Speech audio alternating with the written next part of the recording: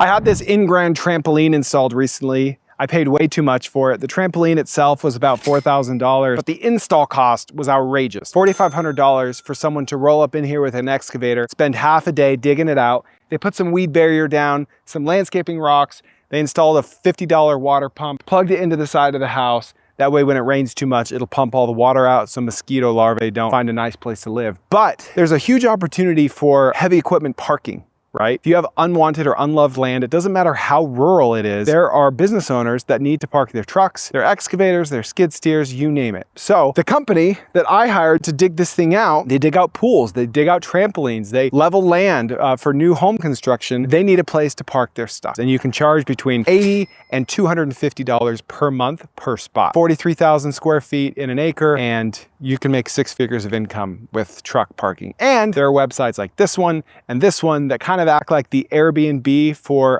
parking lots and truck parking and semi-trailer parking, and you can use those to acquire customers. In the state of Texas, and every state has similar laws to this, if you buy a parcel that's more than 10 acres, you can get it split up as long as each parcel is 10.01 acres or more. You don't have to get it rezoned. You just need a new survey.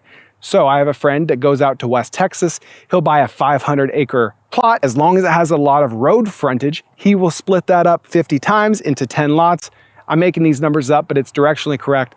Let's say he buys 500 acres for $500,000. He splits it up into 50 units. He sells them for $20,000 each, and he makes $1 million on his money. He just pays a few $1,000s for his surveying costs. That works all day in every state. Some states more than others. In Texas, if it's under 10 acres, then you got to go through all kinds of approvals. You got to get septic, all kinds of other things. But if you keep it at 10.01 acres or more, then you can still subdivide the land without having to go through all that rigmarole, and you can sell it for a profit. If you see this stuff sticking up right here, these used to be the connections for a double-wide mobile home that was here. When I bought this unwanted and unloved land, it had a mobile home, and I used this as a negotiating tool to buy the property. The owner said, that home's worth $30,000 easy, so he was trying to work that into his negotiation. But I come from the mobile home park world, and I knew that it wasn't even worth 10 grand. So I said, listen, I'm not gonna pay you X amount for it. I'll pay you $20,000 less, and you got to get the mobile home out of there. He thought that was a win-win because he thought it was worth $30,000. I knew it was worth closer to $10,000. He moved his mobile home.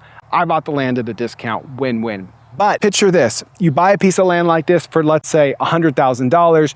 You find a used mobile home for $30,000. You spend $5,000 to get it hooked up and moved. So you're all in the property, $135,000. Now, when you put the home and the land together, the land's worth over $200,000 because you're going through the headache, you're adding value to the property. Now it's a place where someone can live. You're just putting two parties together, the landowner and the homeowner. You're putting them together and you're adding value. What's a word that didn't exist 10 or 15 years ago that's all the rage today? Barndominiums. Is this a barndominium? No, not in its current state, but it could be. When I had this thing built, it was like 60 grand. Today, they're much more expensive.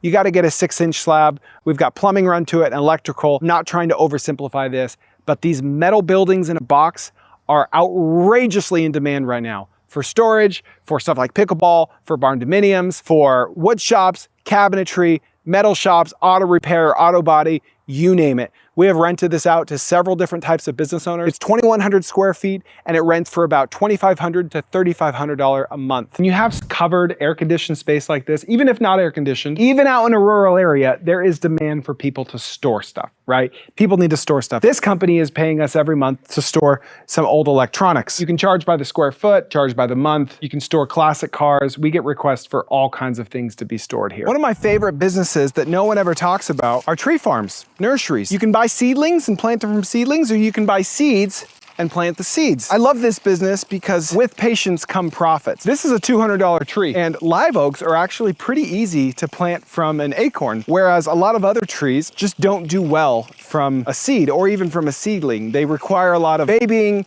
and they are likely to fail in the first few months. Whereas live oaks, shumard oaks, pecan, cedar elm, and maple trees do really well from a seed. Just consider the unit economics. If you can basically have free water or close to free water and or rely on rainfall, if you live in a rainy area, this is probably a 3 to 4 year old tree. If you can wait, then you can sell these for hundreds of dollars each. You can sell directly to retail through Facebook Marketplace or through Facebook ads, or you can do wholesale. If you drive around and you see all these wholesalers, they're not planting from scratch. They're buying from people like you and I, generally speaking, people with more land, more scale, than what I'm referring to here, but you can plant thousands of trees on 1 acre, especially since they're just seedlings, they're small. You can also do the same with blackberry bushes, grapevines, blueberries, etc. Also, life hack, these actually came from Home Depot for 200 bucks, and there was 3 to a pot. I pulled them out of the pot, used a machete, split them into thirds, put them in their own pot, 3 for the price of 1. These are peach trees, 2 different varieties of peach, 2 different varieties of plums, and these will go in the ground when it's a little cooler outside. Now, you will have some upfront costs to this business, aside from the seeds or the seedlings. You're gonna have to pay for some irrigation, some tubing. You might have to install a well. Preferably, you can find some unwanted, unloved land that already has a well dug. But after your upfront costs are in, there's nothing else. You just wait. You just let Father Time do its magic. Now, this idea also comes with a lot of asterisks, but if you do have an electrical panel like this with some empty space, you should consider Bitcoin and or crypto mining. I've been in this industry for a while.